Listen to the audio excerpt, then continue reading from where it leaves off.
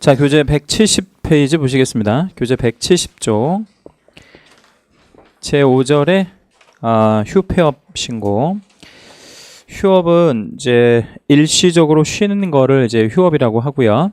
폐업은 아예 이제 업을 그만하는 거죠. 그래서 폐업 이렇게 얘기하고, 이 두 가지는 이제 신고를 해야 합니다. 신고를 해야 하는데 그 신고 절차가 아까 우리 전 시간에 보셨던 이전하고는 조금 달라요. 21조 1항 한번 보겠습니다. 개업공인중개사는 3월을 초과하는 휴업, 거기 3월 초과에다가 채색 하나만 좀 해주시고, 중개사무소 개설 등록 후 업무를 개시하지 아니하는 경우를 포함한다라고 했는데, 이건 이제 무슨 얘기냐면 이제 그 업무 개시 요건이라고 하는 걸 모두 갖췄을 때는 이제 업무를 개시해야 되잖아요. 근데 이제 업무 개시 요건을 갖추고도 3개월을 초과하도록 업무를 개시하지 아니하는 경우, 이때는 이제 무단 휴업한 것으로 간주한다는 뜻이겠죠. 그리고 폐업 또는 휴업한 중개업을 재개하고자 하는 때 등록관청에 그 사실을 신고해야 한다. 휴업 기간을 변경하고자 하는 때에도 또한 같다. 이랬어요. 그럼 질문 하나 드릴게요. 21조 1항에서 우리가 해야 하는, 개공이 해야 하는 신고가 4가지가 있습니다. 4가지. 자, 어떤 신고들을 해야 되는지 한번 좀 찾아주시겠어요? 첫 번째, 일단 휴업 신고 해야 되겠죠? 두 번째, 폐업 신고. 그리고 세 번째는 재개 신고, 재개하고자 하는 뭐 이랬으니까. 그 다음에 또 하나, 마지막으로 기간 변경 신고. 이렇게 이제 4가지 종류의 신고를 하는데, 그 4가지 모두가 다 사전 신고를 해야 합니다. 사전 신고. 사전 신고라는 개념을 어디에서 우리가 알게 되었냐면, 하고자 하는 때라고 하는 표현을 2번이나 썼죠, 그죠? 하고자 하는 때. 그럼 전 시간에 이전 신고는 사전 신고, 사후 신고. 사후 신고, 이전 신고는 사후 신고였잖아요. 근데 지금 보니까 휴폐업 관련한 신고는 전부 다 무슨 신고? 사전 신고를 해야 된다는 거죠. 2항, 제1항의 규정에 의한 휴업은 6월을 초과할 수 없다. 여기도 채색 하나만 할게요. 6월을 초과할 수 없다. 그러니까 원칙적으로 휴업은 6월 이내에서만 하는 게 원칙입니다.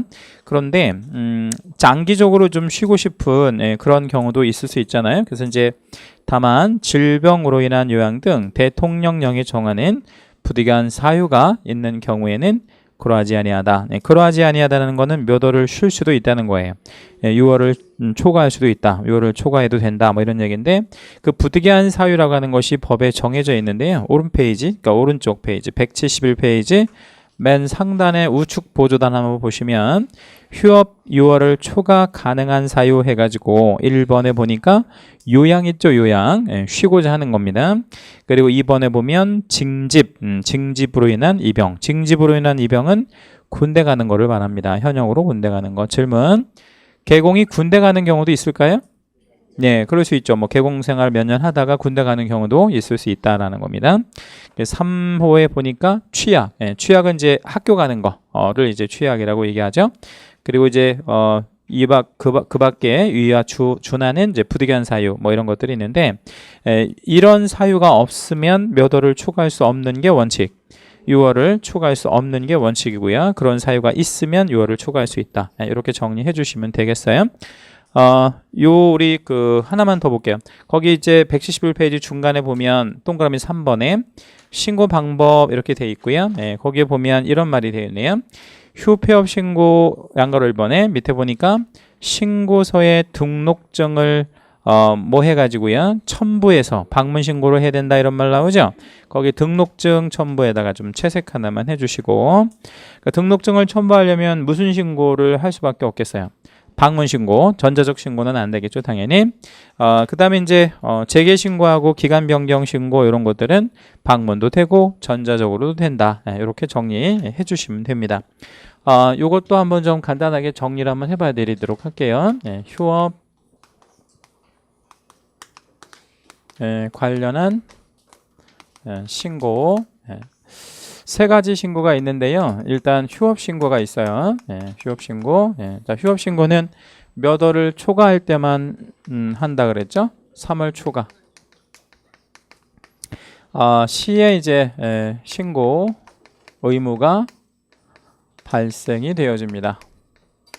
예, 요게 이제 이쪽에서는 제일 중요한데요. 그러면 제 얘기 잘 들어보세요. 개업 공인중개사는 휴업하고자 하는 경우에 언제나 신고하여야 한다. OX? X가 되겠죠. 왜 X예요? 3월을 뭐 할 때만요? 초과할 때. 그러면 3개월 초과의 반대말은 뭐예요? 3월 이내죠. 그죠? 3월 이내에서 쉬고자 하는 경우에는 뭐 하지 않는다? 신고하지 않는다. 그러니까 신고하지 않는 휴업이 있다는 거 조심하셔야 돼. 그거 놓치면 하나 틀릴 가능성이 있어요. 알고 계시고요. 그 다음에 여기는 뭐를 첨부해서 신고한다 그랬죠? 등록증 첨부. 이 등록증 첨부라는 말이 나오면 무조건 방문만 되는 겁니다. 정리하면 어떤 신고는 안 되고요. 전자적 신고는 안 되겠죠. 이것도 중요. 그 다음에 이 휴업 신고는 사전에 해야 된다는 거죠. 사전 신고. 하고자 하는 경우에 사전에 해라. 하고 나서 신고하는 건 신고가 아니죠. 그거는. 자, 그 다음에 이제 재개 신고라는 말이 있다 그랬죠. 재개 신고. 재개 신고는 이제 기간을 단축하는 의미라고 생각하시면 돼요. 신고를 할 때 내가 5개월 쉬기로 했었는데 5개월 일이 잘 풀려서 4개월 만에 끝났다. 그러면 단축해야 될 거 아니에요. 단축하는 의미라고 생각하시면 되고, 재개 신고가 들어가면 즉시 해당 관청에서 등록증을 지금 반납받았잖아요. 이거를 즉시 등록증을 뭐 해줄 거냐면 반환해준다.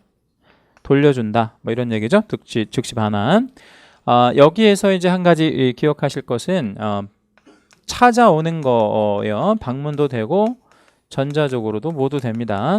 전자적 방문 다 되는데 어떻게 찾아오는 거를 전자적으로 할까? 이제 이게 좀 의문점이잖아요. 근데 이거를 이렇게 생각하시면 돼요. 재개 신고를 전자적으로 당연히 하고요. 전자적으로 당연히 하고 찾아오는 거는 꼭 본인이 안 가도 되겠죠.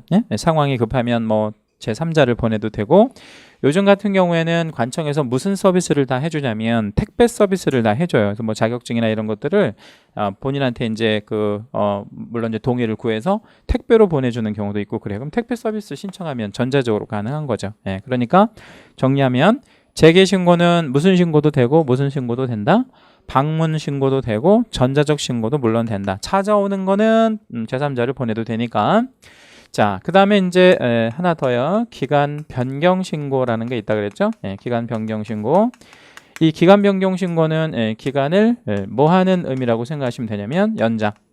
기간 연장의 의미라고 생각하시면 돼요. 기간을 이렇게 좀 연장하는 거죠. 그 대신 여기서 기간 연장의 의미는 좋은데 몇 월 이내에서만 휴업이 원칙적으로 가능하죠? 6월 이내, 6월 이내에서만 가능하다 그랬잖아요. 근데 다만 이것도 예외가 있죠. 단 무슨 사유가 있을 때는요. 부득이한 사유 시에는 몇 월을 초과할 수도 있다. 6월 초과 가능하다. 이렇게 정리해 주시면 돼요. 대신 부득이한 사유가 있을 때만, 요거 중요합니다. 사유가 있을 때만 초과하는 것이지 부득이한 사유가 없는데도 불구하고 6월을 초과할 수는 없다. 이렇게 정리하시면 되겠고, 폐업 한번 정리해 볼게요. 폐업 신고. 자, 일단 폐업 신고는 사전에 해야 합니다. 사전 신고. 그리고 얘도 무엇을 첨부해야 되냐면 등록증을 첨부해야 합니다. 등록증 첨부하기 때문에 무슨 신고 가능하냐면요. 방문 가능하고요. 무슨 신고 안 되겠어요. 전자적 신고는 안 되겠죠. 중요합니다. 자, 이제 우리가 우리 법에서 나오는 굉장히 많은 종류의 신고들이 있는데 그 세 가지 좀 이렇게 공통 신고 세 가지를 다 배웠거든요. 한번 좀 정리해 볼게요. 뭐냐면 우리 전 시간에 배웠던 이전 신고하고 지금 배우는 휴폐업 신고 요 세 가지의 공통점이 있어요. 어떤 공통점이죠? 이전 신고, 휴업 신고, 폐업 신고의 공통점. 세 가지 신고의 공통점. 등록증을 뭐 한다는 거? 첨부한다는 거. 그게 이제 공통점 아니에요. 그러면 등록증을 첨부해서 신고하는 것들은 전부 무슨 신고만 가능하다? 방문 신고만 가능하다. 무슨 신고 안 되고? 전자적으로 안 되고. 그거 시험에 되게 잘 나오니까 알고 계셔야 돼요. 의외로 이런 것도 되게 좋아합니다. 이쪽에서는. 그 다음에 이제 폐업 신고의 효과를 좀 볼 건데, 이 폐업 신고를 하게 되면 두 가지 효과가 발생이 됩니다. 첫 번째 효과는 이제 등록의 효력이 소멸됩니다. 우리 이제 지난주에 배우신 것 중에서 영속성이라는 거 배우셨는데, 중개업 등록은 영속성을 가지고 있어서, 사망하거나 해산하거나 지금 보는 폐업하거나 혹은 취소 먹으면 등록의 효력은 소멸된다 그랬죠? 예, 이건 좀 소멸된다 말이에요. 폐업 신고하게 되면. 근데 이제 요거는 하나의 이제 효력 소멸의 개념이라고 본다면, 폐업 신고를 하면 또 다른 의무가 하나가 이제 발생이 되는데, 폐업하면 종전에 설치했던 뭐가 필요가 없어져요. 간판 필요 없어지죠. 그래서 간판 철거의 간판 철거의 의무가 발생이 됩니다. 그러니까 이제 폐업 신고하면 이제 소멸도 되지만 뭔가 또 생겨나는 의무도 생긴다는 거죠. 이렇게 효력이 소멸되기도 하지만 간판 철거의 의무도 발생이 된다. 이렇게 정리해 주시면 돼요. 자, 넘어갈게요. 몇 페이지로 가시냐면 173페이지 제6절 간판 철거의 의무. 이 6절의 간판 철거의 의무가요. 지난 이제 우리 그 25회 시험에 한번 출제가 되었었습니다. 근데 요런 쪽에서 나오는 문제들은 전부 다 득점하실 수 있는 그런 내용이 되어야 되겠죠. 21조의 2 간판 철거 한번 좀 읽어볼 건데 1항 한번 볼게요. 개공은 다음 각호의 어느 하나에 해당하는 경우에는 지체 없이 사무소 간판을 철거하여야 한다라고 했습니다. 간판은 이제 당연히 개공만 설치할 수 있는데 철거도 당연히 개공에게 철거하라는 의무를 부담시키겠죠. 밑에 1, 2, 3 세 가지 의무를 부담시켰어요. 제 1호에 보니까 이전 사실 신고, 이전에다 동그라미 하나 해주시고요. 2호에 보시면 폐업 사실의 폐업 동그라미, 3호에 보시면 취소 동그라미. 그 세 가지 공통점 한번 좀 답변해 주실래요? 세 가지의 공통점. 이전, 폐업, 취소. 요 세 가지의 공통점. 간판이 필요 없다라는 공통점 있죠? 간판이 필요 없다. 그러니까 간판을 뭐 하셔야 되겠어요? 철거해야 되겠죠, 그렇죠? 그렇게 그 세 가지의 공통점은 간판이 필요 없다라는 공통점이 있습니다. 옆에 보조단에다 하나 좀 적어볼게요. 휴업 중, 업무 정지 중. 이 기간 중에는 간판 필요 있다 없다? 휴업 중에, 업무 정지 중에 간판 필요 있어요 없어요? 있죠. 그래서 이때는 뭐 하지 않는다는 거죠? 철거하지 않는다. 이거 두 개만 좀 기억해 주시면 되겠어요. 그래서 이 두 개만 알아도 한 문제는 맞추는 문제들이 나오니까 당연히 득점하실 수 있어야 되겠죠. 간판 철거의 의무가 발생했음에도 불구하고 간판을 철거하지 아니하면 21조의 2항입니다. 등록관청은 간판 철거를 개공 이행하지 아니하면 행정대집행법에 따라 무엇을 할 수가 있답니까? 대집행을 할 수가 있다. 이런 표현 사용했어요. 여기서는 채색 하나만 해주시죠. 어디다 해주시냐면 행정대집행법. 간판 철거의 법이 무슨 법이라고요? 행정대집행법. 간판을 철거할 때 돈 많이 들어가나요? 돈 많이 안 들어가나요? 많이 들어가죠. 간판 철거할 때. 기본적으로 간판이 뭐 그 1층 간판도 있지만 우리 이제 돌출 간판이라고 해가지고 뭐 한 4, 5층에다 이렇게 붙이는 이렇게 건물이 이렇게 있으면 여기다 이제 붙이는 간판도 있잖아요. 이런 것 이제 높게 올라가는 거를 간판을 철거하려면 기본적으로 뭐가 와야 되겠어요? 사다리차 와야지. 사다리차 한번 부르는데 얼마 들어가요? 이제 높이에 따라서 좀 다른데 뭐 최소한 10만 원에서 많이 비싸면 20만 원, 더 비싼 거는 막 50만 원. 초고층 간판, 사다리차 같은 거. 사다리차만 오면 간판 떼요? 아니면 누구도 와야 돼요? 사람도 와야지. 사다리차 운전자가 이거 안 떼어줍니다. 그러니까 사다리차 운전자는 그냥 이거 잡아만 주는 거고. 그럼 간판 혼자 떼요? 아니면 두 명이 떼야 돼요? 두 명이 떼야 되고 그러면 인건비까지 치면 최소한 간판 하나 철거하는데 40에서 많이 들어가면 200만 원 정도 들어가요. 40만 원에서 200만 원 정도 이렇게 들어가거든요. 이제 간판 사이즈에 따라서도 다르고, 이것도 뭐 해야 되냐면 폐기도 해야 되고 여러 가지 문제. 그럼 이제 질문 하나 드릴게요. 개업공인중개사가 간판을 철거해야 되는 거죠. 근데 이걸 철거하지 않고 버티고 있으면 관청에서 무슨 법에 의해서 대집행을 해준다고요? 행정대집행법. 그러면 개공 입장에서 완전히 땡큐네요. 돈을 이거 어차피 한 뭐 200만 원 들어가야 되는데 관청에서 떼어준다고 하니까 완전히 고마운 거잖아요. 근데 이거 행정대집행법에서 이제 대집행 하잖아요. 그 의무는 비용은 누구에게 부담을 시키냐면 의무자에게. 그러니까 이거는 땡큐가 아니고 어차피 돈 다 내야 되는 겁니다. 그래서 이거는 지체 없이 철거하는 게 맞고요. 자, 이제 7절에 이제 일반 중개 계약 넘어가야 하는데 넘어가시기 전에 문제를 좀 보고 갈게요. 이게 이제 좀 들어가면 주제가 조금 무거운 주제라서 자, 우리 4주차 문제 한번 좀 우리 문제 OX 문제 이거 다 받으셨죠? 예, 문제 한번 보시고 갈게요. 4주차 문제 보시고 가겠습니다. 문제들은 다 풀어 보셨죠? 예. 대답들이 없으세요? 인터넷에 이제 1차 과목 문제들은 잘 풀리고 1차는 문제들이 잘 풀린대요. 문제들이 잘 풀려서 한 80% 정도는 이해된다. 뭐 이런 글들이 좀 많이 올라오고 2차는 잘 안 풀린대요. 그래서 뭐 절반을 못 맞춘다는 거죠. 50% 정도밖에 못 맞춘다. 뭐 이해를 못 하겠다. 특히 중개사법이 많이 어렵다. 듣기에는 되게 쉬운데 문제를 풀어보면 뭐 되게 어렵다. 이런 말씀들을 좀 많은 분들이 인터넷 수강생들이 하시는데 이제 그거는 이 과목이 어려워서 그런 게 아니고요. 그 심리가 여러분의 심리가 어디에 지금 마음이 다 가 있어서 그런 거죠. 1차에 가 있어서 그런 거예요. 그러니까 이제 1차의 마음이 좀 살짝 가 있는 게 아니고 거의 1차에 마음에 가 있기 때문에 1차는 여러분이 이제 문제를 푸실 때도 초긴장 상태에서 푼다는 거죠. 수업을 할 때도 이렇게 하고 그렇기 때문에 그렇게 되는 거고요. 그 현상이 어제 오늘 있었던 현상이 아니고 이 공인중개사 자격시험 도입된 이후로 계속 있는 현상입니다. 그러니까 나쁘지는 않고요. 이렇게 해서 여러분 1차 위주로 공부를 몇 월까지 이제 끝내주시면 되냐면 6월까지 이제 1차를 끝내주시면 돼요. 6월까지 1차를 이제 아무튼 1차 위주로 공부를 6월까지 해서 마무리를 짓고요.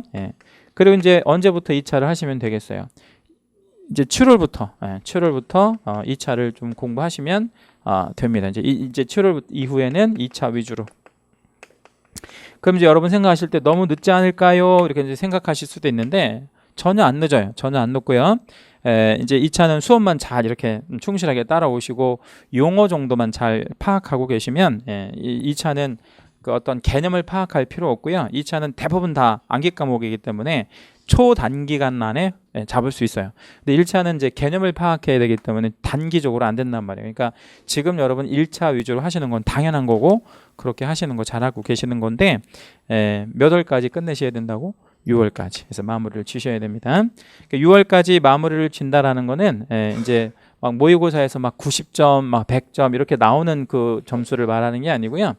모의고사 점수 기준으로 해서 50점 때 득점이 되면 이거는 마무리가 된 거예요. 모의고사 점수대에서 50점대. 그러니까 그러면 본시험에 가시면 여기서 15점 정도는 더 나와요. 모의고사에서 나오는 점수보다. 그러니까 충분히 합격하는 점수에 들어간 거죠. 50점. 근데 내가 첫 번째 보는 모의고사에서 50점 나왔다. 첫 번째 보는 모의고사에서 그러면 빨리 2차로 가셔도 괜찮아요. 왜냐면 이제 그런 분들은 우리가 이제 왜 아이들도 보면 하나를 가르쳐주면 어떤 아이가 있어요. 뭐 그 2개, 3개, 4개 막 이렇게 많이 아는 아이들도 있잖아요. 이렇게 응용해서 이제 그런 경우라고 생각하시면 돼요. 이거는 부모님을 잘 만나신 거예요. 이게 첫 번째 보는 모의고사에서 그렇게 나오는 거는. 자, 문제 보시겠습니다. 자, 1번. 개업공인중개사는 그 등록한 청 관할구역 안에 사무소를 2대, 1개의 중개사무소만을 둘 수 있다라고 했습니다. OX 5죠. 왜냐면 이제 사무소는 하나만 둬야 되니까 이 사무소는 주된 사무소를 말하는 겁니다. 2번. 분사무소는 주된 사무소 소재지가 속한 시군구를 제외한, 거기 제외한에다 여러분 채색 하나만 잡아주시고, 시군구별로 설치하되 시군구별로 일개소를 설치할 수 없다. OX 5죠. 분사무소는 주된 사무소 시군구 제외한 나머지 시군구별로 일개소를 초과할 수 없습니다. 3. 공동사무소를 설치한 경우 구성개업공인중개사는 10일 안에 공동으로 설치 신고를 하여야 한다. 이 지난주에 우리 제가 특별히 강조해 드렸던 건데 OX X죠. 자, 여기 뭐가 틀렸나요? 일단은 신고라는 말이 없다 그랬죠. 무슨 사무소에 신고가 없어요? 공동사무소에는 신고 절차가 아예 없습니다. 따라서 말 자체가 다 틀린 거예요. 뭐 어디가 틀렸다기보다는 다 틀렸어요. 10일은 당연히 틀렸고. 4번 부칙개공은 공인중개사인 개공과 공동사무소를 설치하거나 소속 공인중개사를 고용한 경우에는 지역적 업무 범위가 전국으로 확대된다. OX. X. 지역적 범위가 전국으로 확대되는 방법은 한 가지 방법이 있기는 있어요. 어떤 방법이 있죠? 예? 거래 종후망에 뭐 일단 가입하여 가입. 그 다음에 그거를 뭐 해가지고 이용해서 거기에 뭐 된 물건? 올려진 물건을 두 자로 뭐라 그래? 공개. 그래서 세 가지 단어 한번 조합해 보면 뭐죠? 가입, 이용, 공개. 이렇게 세 가지 요건을 갖추면 전국으로 확대되는데 그 말고 다른 방법은 없어요. 5번 공인중개사법상의 개업공인중개사의 종별에 따라 취급할 수 있는 중개대상물의 범위를 물건의 범위를 대통령령으로 달리 정할 수 있다. OX. 이거 여러분이 답변 안 나오는 거는 제가 문제를 참 설득력 있게 잘 냈네. 그렇죠? 말도 안 되는 소리입니다. 틀렸어요. 달리 정할 수 없습니다. 지난주에 간단하게 그렇게 말씀드렸는데 물건에 따라서 이제 종별에 따라서 물건에 대한 차이 이런 거는 두어서는 안 되고 이거는 우리 헌법에 반하는 거라고 그랬죠. 차별하는 것은 자체가 위헌의 소지가 있으니까 이건 말도 안 되는 소리예요. 근데 말도 안 되는 소리임에도 불구하고 5번처럼 주면 답이 안 나오거나 심지어는 얘를 맞다라고 이렇게 하시는 분들이 열에 5 정도는 돼요. 그건 왜 그러냐면 제가 가만히 보니까 두 번째 줄에 대통령령으로 달리 정할 수 있다. 여기에 이제 여러분이 꽂힌 거예요. 이렇게 주면 상당히 설득력 있어 보이죠? X입니다. 이런 질문 조심하시고. 자, 6번. 중개법인은 모든 종류의 주택 관리 대행을 겸업 업무로 영위할 수 있다. 이거 조금 어렵습니다. OX, X. 자, 뭐가 틀렸죠? 모든 종류의 주택은 관리 대행할 수 없고요. 거기다 밑줄 한 번만 잡아요. 모든 종류 밑줄 잡으시고요. 간단히만 알고 계시면 되는데 공동주택에서 몇 세대 이상 넘어가는 거, 300세대 이상 넘어가는 거 이런 것들은 우리 이제 주택관리사의 업무 범위라 그랬죠, 그죠? 이거는 전문적인 자격을 요합니다. 그래서 모든 종류의 주택은 안 됩니다. 세대 수에 대한 물량에 대한 제한을 좀 받아요. 7번 개인인 개공은 겸업 제한이 없으므로 개인인 개공은 겸업 제한이 없죠. 취급 가능한 업무 범위는 동일하다. OX. 자, 그럼 다시 질문 드릴게요. 개인인 개공의 종류가 두 가지가 있거든요. 뭐하고 뭐가 있죠? 부칙상의 개공하고요. 또 하나. 공인중개사인 개공이 있죠. 부칙 개공하고 공인중개사인 개공이 있는데 그 두 가지 개공이 겸업 제한이 없기 때문에 취급 가능한 업무 범위가 동일하답니다. OX, X. 우리 뭐가 틀리죠? 딱 하나 틀린데. 경매 공매 업무. 경공매 업무는 누구는 취급할 수 없어요. 우리 부칙 개공은 경매 공매 업무를 취급할 수가 없죠. 그죠? 그렇게 알고 계시면 되겠고. 8번 문제. 중개법인은 중개업에 부수되는 용역업을 영위할 수 있으며 단락 끊고요. OX. X. 자, 뭐가 틀렸어요? 용역업을 영위할 수 있으며 일단 틀렸어요. 그럼 뭘 할 수 있지? 용역업을 알선을 할 수가 있죠. 이때 수수하는 보수는 법령이 적용되지 않는다. 뒤에 부분은 맞았어요. 뒷부분은 맞는데 용역업을 영위할 수 있다가 틀렸습니다. 8번 문제 별표. 9번 개업공인중개사는 고용인을 고용하거나 고용관계가 종료된 때 다음 달 10일까지 협회에 통보하여야 한다. OX, X. 자, 뭐가 틀렸나요? 협회에 통보하는 제도는 없고요. 관청에 신고해야 되겠죠? 관청에 신고. 자, 정리해 볼게요. 고용신고는 언제까지 하지? 관청에 고용신고. 우리가 고용인 고용하면 고용신고 우리 업무 개시 전, 업무 개시 전까지 해야 되고 또 고용관계가 종료되었을 때 고용관계 종료 신고는 며칠 안에? 바로는 아니고 오늘 잘랐는데 마음이 변해가지고 내일 다시 출근해 이럴 수도 있잖아. 10일 이내. 그래서 고용관계 종료 신고는 10일 안에 이렇게 각각 등록관청에 신고하는 것이지 협회 통보하는 제도는 없습니다. 10번 개업공인중개사가 고용한 소공 및 중개보조원의 모든 행위는 그를 고용한 개공의 행위로 본다. OX, X. 자, 뭐가 틀렸을까요? 모든 행위, 여기다 채색 하나 해주시고요. 모든 행위 아니고 무슨 행위? 업무상 행위. 우리 10번 문제 별표. 아주 중요한 지문이죠. 뒷장 11번.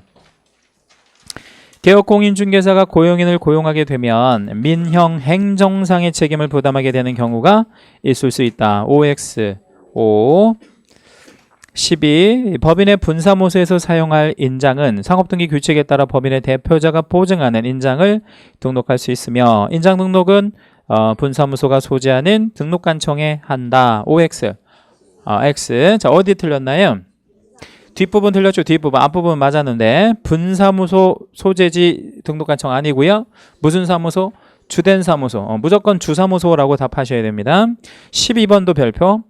13번. 개공은 중개업 개설 등록을 신청하는데 중개 업무 중 사용할 인장을 함께 등록하여야 한다. OX X. 요거 뭐 틀렸어요? 얘는요 하여야 한다가 틀렸어요.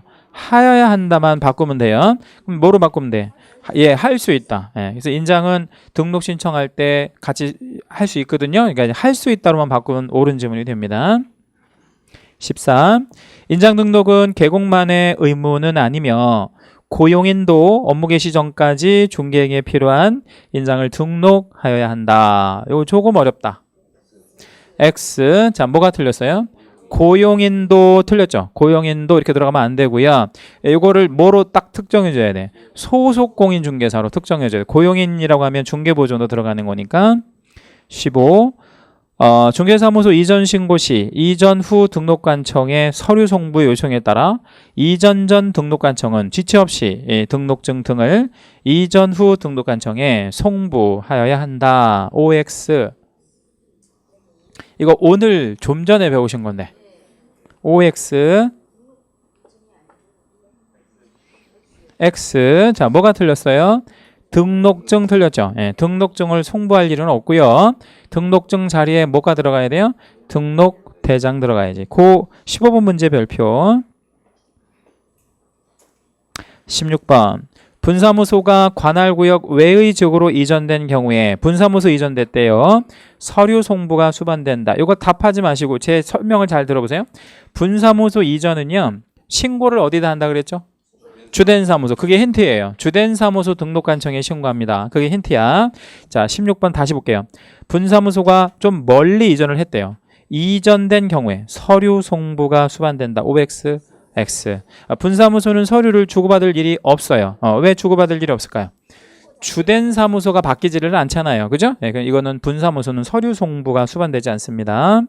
17번.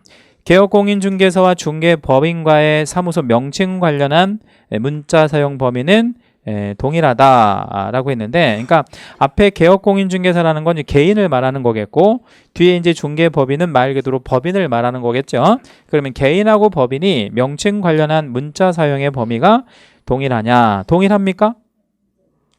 그러니까 개인하고 법인이 문자 사용할 수 있는 범위가 동일하네요. 그러니까 법인이라고 해서 특별히 뭘 더 할 수 있거나 아니면 뭘 할 수 없거나 뭐 이런 게 있냐 이거지. 그런 거 없죠. 예, 그래서 동일합니다. 예, 차이 없고요. 개인이나 법인이나 8자나 5자 쓰는 건 동일하잖아요. 18번. 18번. 개업공인중개사는 3월 이상 휴업하고자 하는 경우에는 등록증을 첨부하여 미리 휴업 신고를 하여야 한다. OX.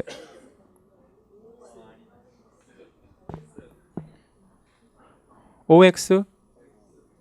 X. 자, 뭐가 틀렸죠?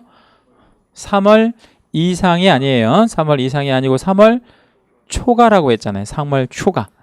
여기 칠판에도 써 있구만, 여기. 그죠? 3월 초과할 때. 네, 3월 초과할 때. 3월 뭐 할 때 틀려요? 이상 아니에요. 3월 뭐 할 때? 초과할 때. 요 18번 문제 별표하시고 채색도 한번 해보세요. 3월 이상 초과 거기. 당연히 틀리죠. 초과니까. 3월 이상하고 초과는 전혀 다르니까. 이 중개사법은 문제가 이런 식으로 나옵니다. 이런 식으로. 그래서 빨리 이 과목의 특징을 파악하셔야 돼. 뭐 공법이나 다른 여타 공시법에서 이런 문제 절대 안 나와요. 왜냐면 공법이나 공시법 같은 데서 이렇게 나오면 아무도 못 붙죠. 예, 그러니까 이제 공법이나 공시법 같은 경우는 말 그대로 정직하게 나와요. 근데 여기는 정직하다기보다는 함정을 거는 문제들이 대부분입니다. 거의 한 30문제 정도는, 그러니까 한 70% 정도는 대부분 다 이런 식으로 함정 거는 문제들이 나오니까 빨리 이 과목의 특징을 파악하시는 게 필요해요. 19. 신고한 휴업기간 중 재개신고 없이 업무를 수행하는 경우 무등록 중개업으로 보아 처벌된다. 그러니까 앞에 이제 힌트를 좀 드릴게요. 신고한 휴업기간 중 이렇게 들어갔죠. 그러면 그 기간 중에 개공은 뭐가 없는 개공일까요? 등록증이 없는 개공이겠지. 그게 힌트예요. 등록증이 없는 개공이다 이 말이에요. 근데 재개신고 없이 중개업을 했대. 그러면 무등록 중개업으로 봐서 처벌된다. OX. 자, 정확하게 말하면 등록이 없는 거예요? 아니면 등록증이 없는 거예요? 등록증이 없는 거지. 그럼 무슨 신고만 안 한 거야? 재개신고. 찾아오지만 안 했죠. 찾아오지만 않았잖아. 그러면 뭐를 못하는 거냐면 벽에다 거는 일을 못하는 거지. 벽에다가 거는 걸 뭐라고 그래요? 개시. 개시물 개시 의무는 100만 원 이하 과태료. 그래서 무등록 중개업이 아니라 100만 원 이하의 과태료로 봅니다. 무등록 중개업이면 이제 3년 2천인데 이거 3년 2천으로 처벌하기 너무 어렵잖아. 이거는 등록증이 없는 거지. 등록은 있는 거죠. 예. 20번. 폐업 신고 시 개공은 등록증을 첨부하여 신고해야 하므로 전자적 방법에 의한 신고는 할 수 없다. OX. 이거 굉장히 쉬워요. 함정 없어요. 함정 없어. 예. 할 수 없다. OX. 함정 없어요. 20번 문제 별표. 예. 그러니까 전자적 신고를 할 수 없는 게 세 가지 다시 한 번만 답변해 주시면요. 이전 신고, 휴업 신고, 폐업 신고. 이거는 세 가지는 전자적으로 할 수 없다 그랬죠. 아까 꼭 기억해 주세요. 자, 174페이지로 보시고요. 제7절 일반 중개계약으로 갑니다. 자, 이 7절에다가는 별표를 하나만 해 주시고요. 예, 7절에다가는 별표를 하나만 해 주시고 손으로 잡으신 다음에 181페이지로 갈게요. 181페이지로 가셔서 제8절 전속중개계약 이렇게 했는데 여기다는 별표를 2개 해 주시는데 이 7절하고 8절은 그러니까 잘하면 2개가 나온다라는 거죠. 그러니까 어떤 식으로 문제가 꼭 하나는 나오냐면 8절의 전속중개계약이 많이 중요하기 때문에 여기서 단독 문제 하나 나올 거고 반드시 출제 확률 100%. 그다음에 7절하고 8절을 비교하는, 다시 말씀드리면 일반 중개계약하고 전속중개계약을 비교하는 문제 하나 해서 두 문제가 거의 매년 출제가 되는데 잘하면 3개가 나오기도 해요. 3개가 나오기도 합니다.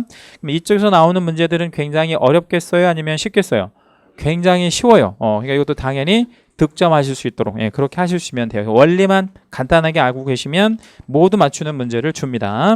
자, 174페이지 오시면 7절에 일반 중개계약이 있는데 일단 우리가 일반 중개계약이니 전속 중개계약이 이런 거 말보다는 중개계약이 일단 뭔지를 먼저 우리가 알아야 돼요. 중개계약이 뭐냐. 오른쪽 175페이지 그림 잠깐 볼게요. 175페이지 하단의 그림. 제가 칠판에 이제 그림 한번 그려가면서 설명을 좀 드려볼게요. 삼각형 꼭지점에 개공 있죠? 그리고 이제 의뢰인이 있단 말이에요. 자, 의뢰인이 개공한테 우리 집 팔아주세요 라고 이렇게 의뢰를 합니다. 우리 집 팔아주세요 의뢰를 해요. 그러면 자기의 의사를 표시하는 거잖아요. 그죠? 이것도 하나의 무슨 의사표시라고 생각하시면 되냐면 청약의 의사표시라고 생각하시면 돼요. 우리 집 팔아주실래요? 이렇게 이제 표시하잖아요. 그러면 개업공인중개사가 그 부분에 대해서 당연히 팔아드려야죠. 몇 동 몇 호시죠? 이렇게 이제 물어봅니다. 접수한다 그러죠.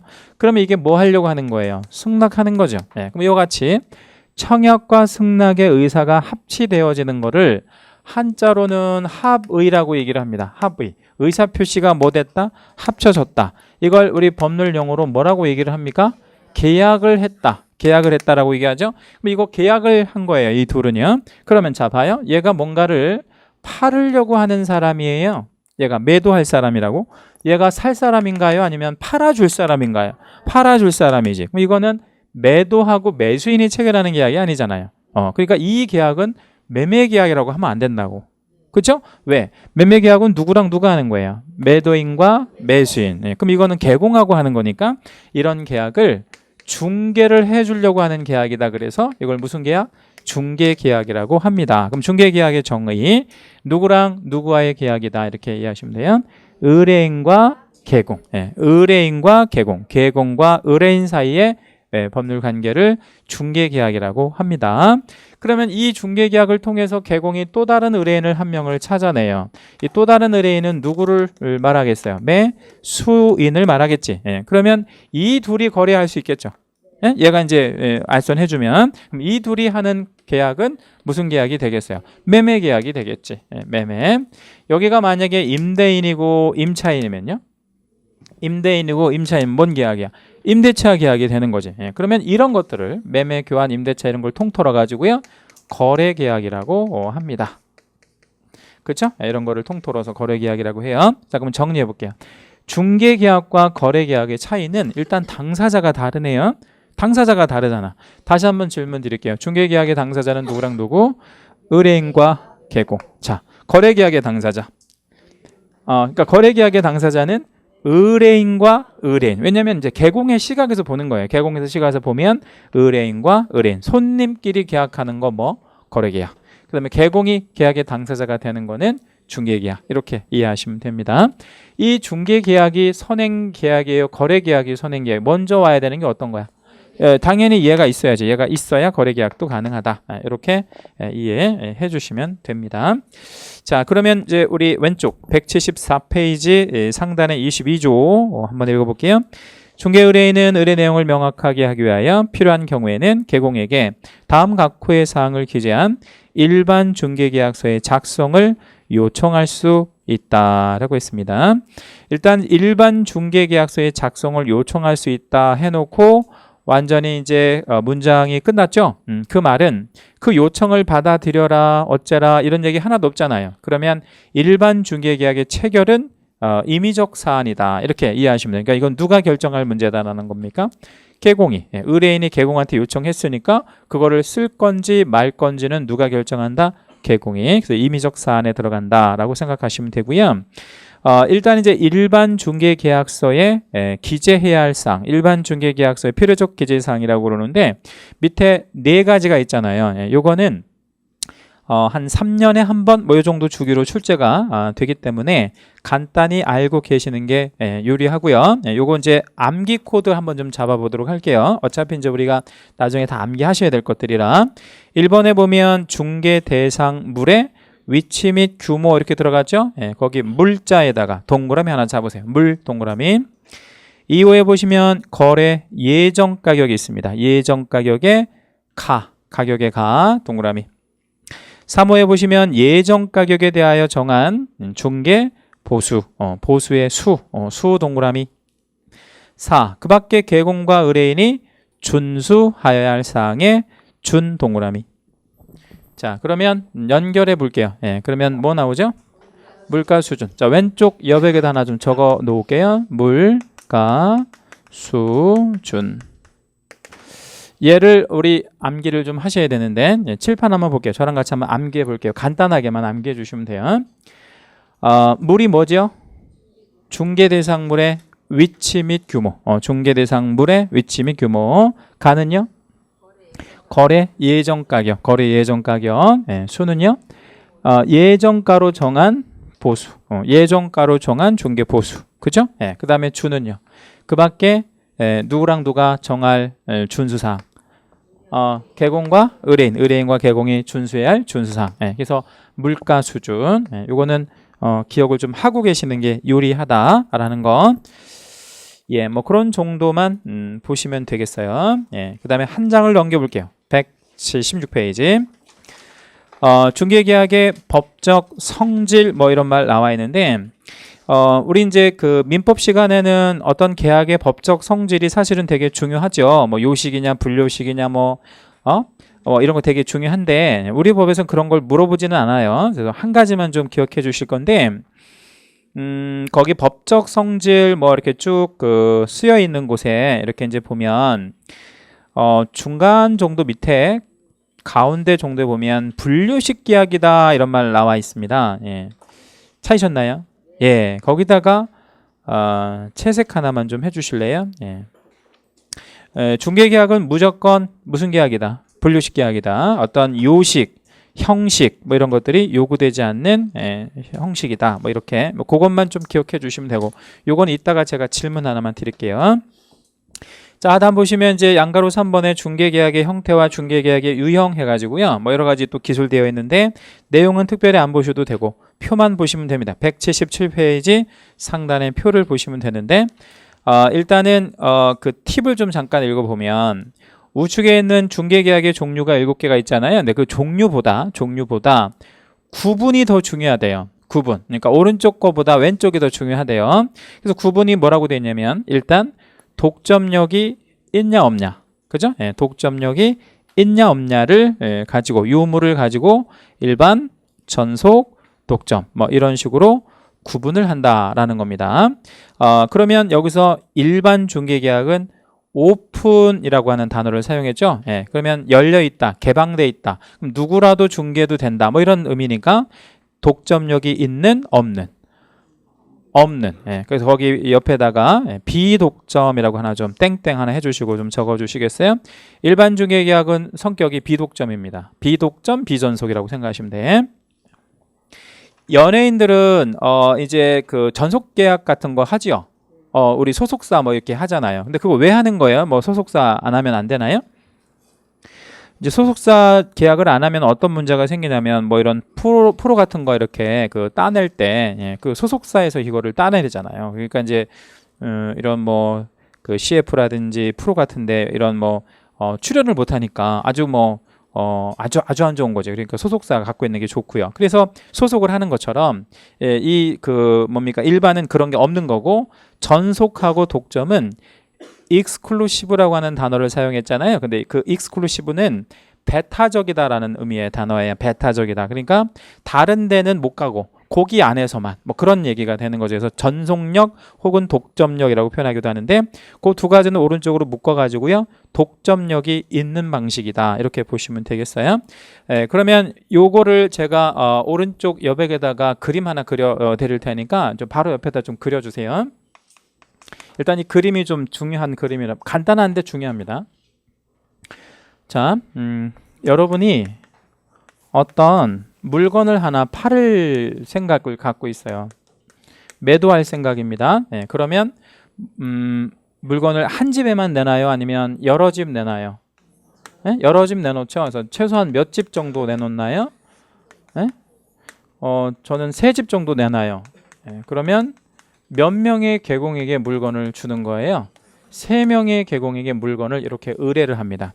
이걸 우리 무슨 중개계약이라고 얘기하냐면 일반 중개계약이라고 합니다. 이거를 일반 중개계약이라고 해요. 네. 반대로 서양 애들은 특히 이제 우리보다 선진국인 국가에서는 매도를 할 때 한 명의 개공한테만 딱 한 명의 개공한테만 물건을 주는 방식을 채택하고 있어요. 그러면 이걸 우리 무슨 계약이라고 얘기를 하냐면 전속이나 혹은 독점 중개 계약이라고 이야기합니다. 네, 한 군데만 준다. 물건을 한 군데만 준다. 이거를 전속, 독점. 근데 일반은 여러 개공한테 이렇게 주는 거를 일반이라고 합니다. 자, 그러면 여기서 일반이다라고 하는 것은 노멀하다는 뜻이 우리나라에서 가장 어떤 흔하다 이런 개념인데 우리나라 사람들은 대부분 이렇게 준다라는 거예요. 물건을요. 그렇죠? 네, 그러면 우리나라 사람들은 대부분 이렇게 주는 이유가 있나요? 특별히? 그 얘기는 우리나라 사람들이 바보도 아닌데 이렇게 하는 거를 잘 하지 않는다는 거잖아요. 그러면 이렇게 하는 거를 잘 하지 않는다는 거는 이 방식에 뭐가 하나 존재한다는 겁니까? 뭐가 하나 존재한다는 거지? 단점이 하나 존재할 수 있다는 거죠. 어떤 단점이 이게 존재하는 것처럼 보여요? 물건을 한 명한테만 주면요. 단점. 어떤 단점이 있을까요? 우리나라 사람들이 그토록 중요하게 생각하는 빨리. 빨리 못할 것 같은 느낌 들죠. 그죠? 우리나라 사람들은 뭐가 아주 중요해요. 뭐든지 빨리 하는 거 되게 중요하게 생각하잖아요. 빨리 하는 거. 그러니까 이렇게 하면 몇 명한테 내놓는 거예요? 3명. 그러니까 이거를 빨리 할 것 같은 느낌이 든단 말이에요. 근데 이거 한 명한테만 내놓으면 빨리 안 팔릴 것 같은 느낌 들죠? 그래서 우리나라 사람들이 선호하는 방식입니다. 자, 근데 우리가 이렇게 한번 생각을 해보죠. 서양 애들은 또 바보가 아니겠죠? 네, 서양 애들은 이거를 어떻게 단점을 극복하고 있냐면 이 전속 혹은 독점 중개 계약이 체결되면요. 이 개공이 이 물건, 그러니까 이 손님에 대해서 지금 팔아달라는 물건 있잖아요. 네, 이거를 정보 공개라고 해가지고 인터넷망에다가 뿌려주는 거예요. 인터넷망에다 뿌려주는 거야. 그러니까 말하자면 수사로 말하면 비밀적으로 수사하는 게 아니라 무슨 수사를 하는 거예요? 공개 수사하는 것처럼 이렇게 공개적인 방식으로 중개하는 거. 이거를 서양 애들이 도입한 방식이에요. 처음부터 이제 만들어낸 방식인데 우리나라도 이거를 도입을 하긴 했지만 아직도 우리나라는 이런 방식에 머물러 있다라는 거죠. 근데 우리가 향후 10년 안에 5년이면 10년 정도 안에는 이 방식에서 이 방식으로 급격하게 옮겨갈 거예요. 지금 우리가 뭐가 많이 없어졌죠? 실제 실무에서 보면 뭐가 많이 없어졌어요? 전세가 많이 없어졌잖아요. 그죠? 전세 거의 없잖아 지금. 전세 없어지고 뭐가 많이 급격하게 생겼죠? 월세도 없고 우리나라는 월세를 아주 싫어하는 나라예요. 월세는 아예 없어 우리나라에. 반전세. 반전세가 뭐예요? 보증금 조금 걸고 뭐 한 50% 걸고 나머지 50%는 뭘로 하고 월세 이거를 이제 만들어낸 거지. 이거는 서양에도 없는 방식입니다. 우리나라에만 아직 있는 독특한 방식을 지금 몇 년 사이에 급격하게 만들어내잖아요. 근데 제가 이 말씀을 왜 드리냐면 우리 여기 강남 일대 뭐 우리 강남, 서초, 송파 요 정도 이 구에서는요. 요 일반 중개 계약보다는 이게 사실은 더 많아요. 물건을 끌어낼 때 처음부터 뭐로 많이 끌어내고 있냐면 개공들이 전속으로 많이 끌어내고 있다는 거죠. 근데 이런 것들이 자꾸 파급되기 때문에 제 생각에는 5년이나 10년 정도 지나면 우리나라로 뭘로 완전히 바뀔 가능성이 많으냐면 전속 아니면 독점으로 완전히 바뀔 가능성이 아주 많습니다. 그럼 질문 하나 드릴게요. 이런 방식하고 이런 방식 중에 개공의 입장을 생각해 보셔야 돼요. 요 개공과 요 개공을 한번 생각해 봅시다. 여러분이 일반의 이 개공일 때와 전속이나 독점의 이 개공일 때 개공의 입장에서 생각하면 어떤 방식이 더 유리해 보여요? 이게 훨씬 유리하죠. 그래서 시장 자체가 개공한테 유리한 시장으로 바뀌고 있다라는 겁니다. 그러면 의뢰인 입장에서는 뭐가 유리해 보여요? 그냥 간단하게 생각해 보면 이게 없다고 생각해 보면 일반이 좋아 보인다면 왜냐면 여러 명이 중개해 주니까 그거 단점을 보완하는 게 바로 뭐냐면 정보 공개예요. 이 정보를 공개하면 몇 명의 개공들이 중개하냐면 정확하게 9만 명의 개공이 중개하는 거죠. 자, 이거는 몇 명이 중개하는 거죠? 3명. 이거는 몇 명이 중개하는데? 9만 명. 어떤 게 빠르겠어요? 이게 빠르겠지. 그러니까 이거는 빠르기도 이게 훨씬 빨라. 근데 이거를 몰라. 누가? 손님들이. 그래서 이거를 설득하고 홍보하면 얼마든지 이걸로 끌어낼 수 있고요. 이게 굉장히 유리한 방식이다. 누구한테?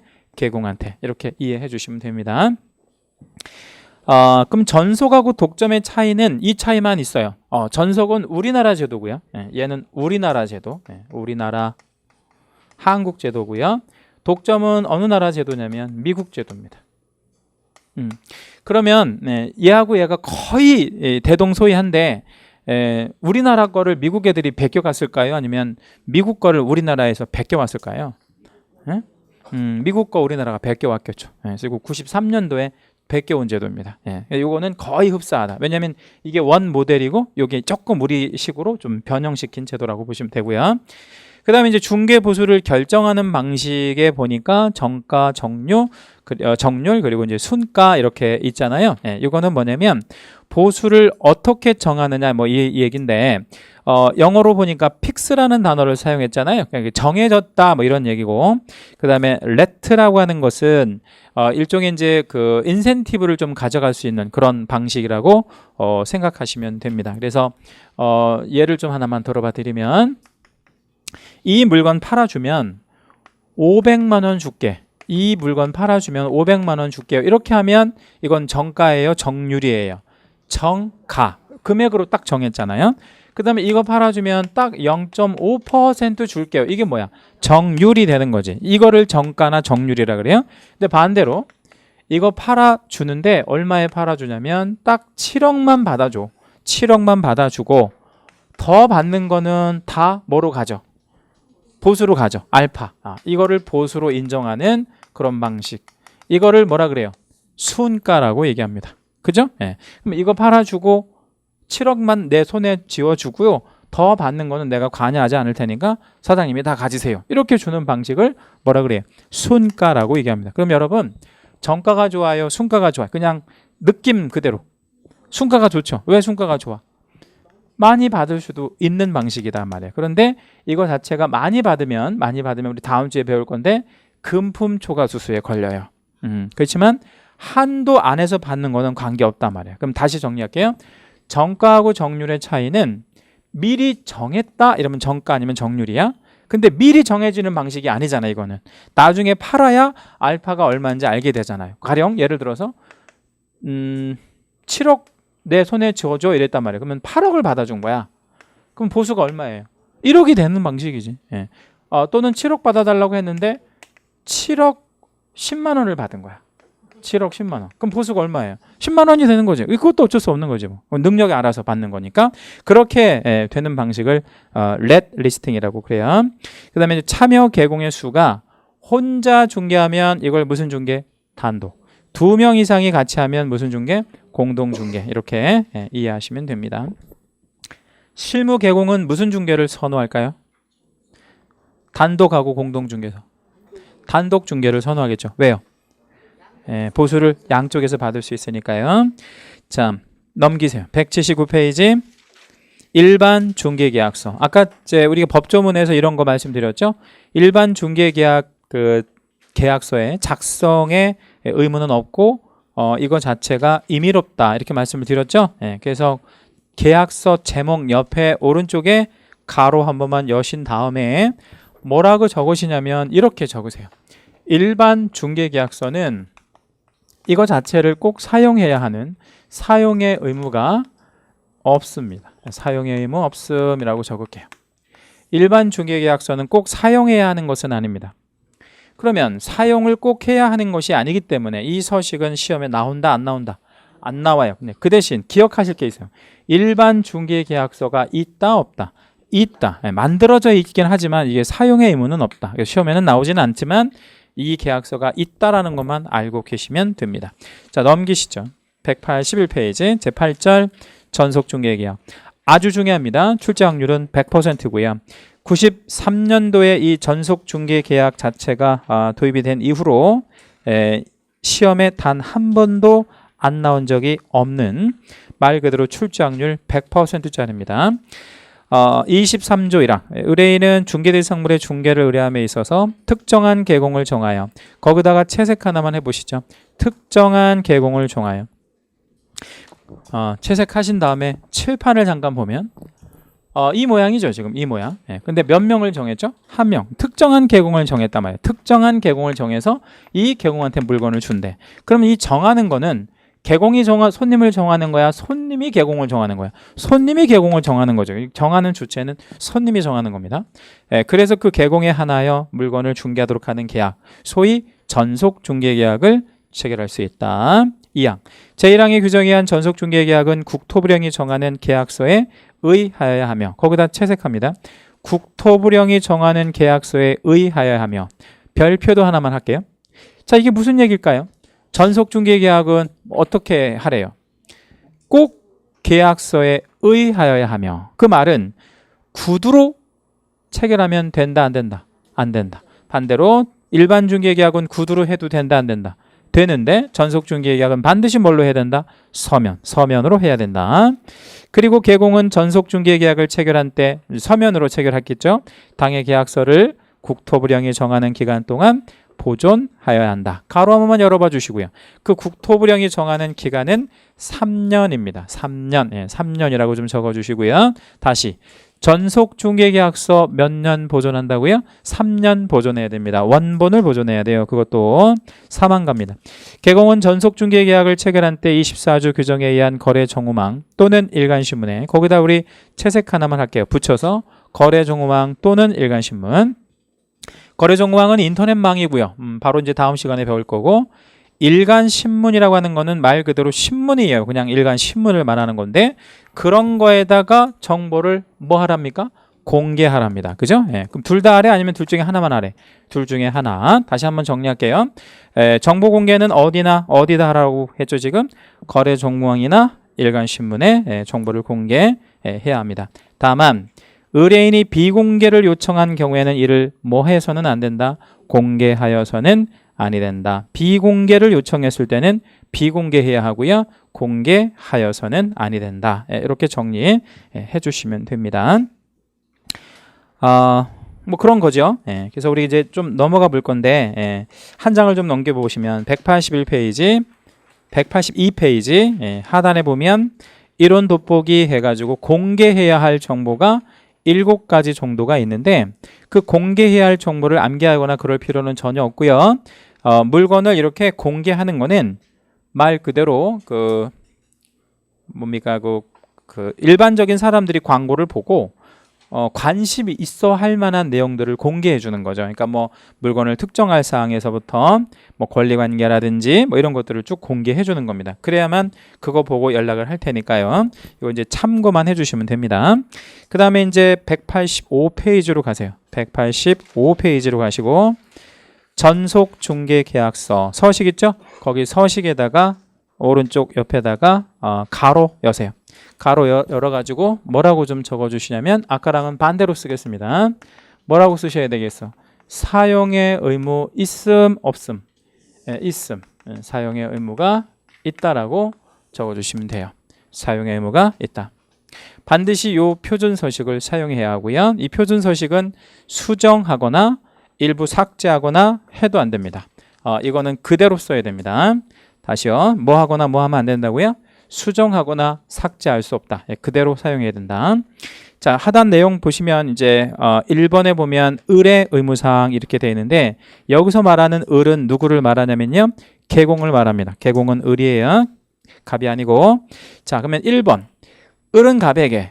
그러면 을이 개공이라 그랬죠. 갑은 의뢰인입니다. 그러니까 개공은 의뢰인에게 계약 체결 후 2주의 1회 이상 업무 처리 상황을 문서로 통지. 거기에 2주의 1회 이상에다가 우리 채색 하나만 해보고요. 자, 칠판 볼게요. 일반 중개계약에서는요. 일반 중개계약에서는 여러분이 의뢰인이라고 가정하고 이 개공이 현재 무슨 일을 하고 있는지 궁금해요? 안 궁금해요? 일반 중개계약에서 이 개공이 현재 무슨 일을 하고 있는지 궁금해? 안 궁금해? 안 궁금해요. 왜? 얘가 뭐 딴 일을 하더라도 누가 팔아주면 돼. 얘가 팔아주면 되니까 안 궁금하다고. 근데 전속에서는 이 개공이 지금 무슨 일을 하고 있는지 내 물건 가지고 열심히 일하고 있는지 다른 일을 하고 있는지 궁금해? 안 궁금해? 궁금하죠. 그러니까 이거는 알려주라 이거야. 이쪽으로 반대로. 그래서 얼마나 자주 알려주래요? 2주에 1회 이상. 그리고 2. 어른이 전속 중개계약 체결 후 7일 안에 거기도 채색. 계약 체결 후 7일 안에 7일 안에 끝부분 넘어갑니다. 첫 줄 끝부분 거래정보망 또는 일간신문에 물건에 대한 정보를 공개해야 합니다. 다만 이 공개가 누구를 위해서 하는 공개예요? 개공을 위해서 하는 공개예요? 아니면 의뢰인을 위해서 하는 공개예요? 의뢰인. 근데 의뢰인이 세 번째 줄 비공개를 요청하면 공개하지 아니한다. 그 공개 금지 의무로 바뀌어요. 질문. 물건 공개는 개공이 결정한다. 의뢰인이 결정한다. 의뢰인이 결정하는 거죠. 그래서 맨 끝에 보면 가로에 보면 공개 또는 비공개 여부 이렇게 땡땡 돼 있죠. 이걸 누구한테 물어가지고요. 의뢰인한테 물어서 적어야 돼요. 여러분 이제 둘 중에 하나를 아무거나 한번 좀 적어보세요. 공개를 적으시던 비공개를 적으시던 아무튼 적어 놓으시고요. 자, 적었어요. 뭐든지. 자, 적어 주시고. 자, 질문. 공개라고 적으신 분들은 뭐 하셔야 돼? 공개라고 적으셨다. 여러분이. 그럼 뭐 해야 돼? 공개해야 돼. 며칠 안에? 7일 안에. 자, 그러면 비공개라고 적으신 분은 공개하면 안 돼. 공개하면 안 되는 거예요. 두 개 다 의무예요. 공개도 의무, 비공개도 다 의무. 질문 다시. 누가 결정해야 돼? 의뢰인이 결정하는 물어서 기재한다. 이렇게 이해하시면 됩니다. 자, 2번 갑은 이제 의뢰인입니다.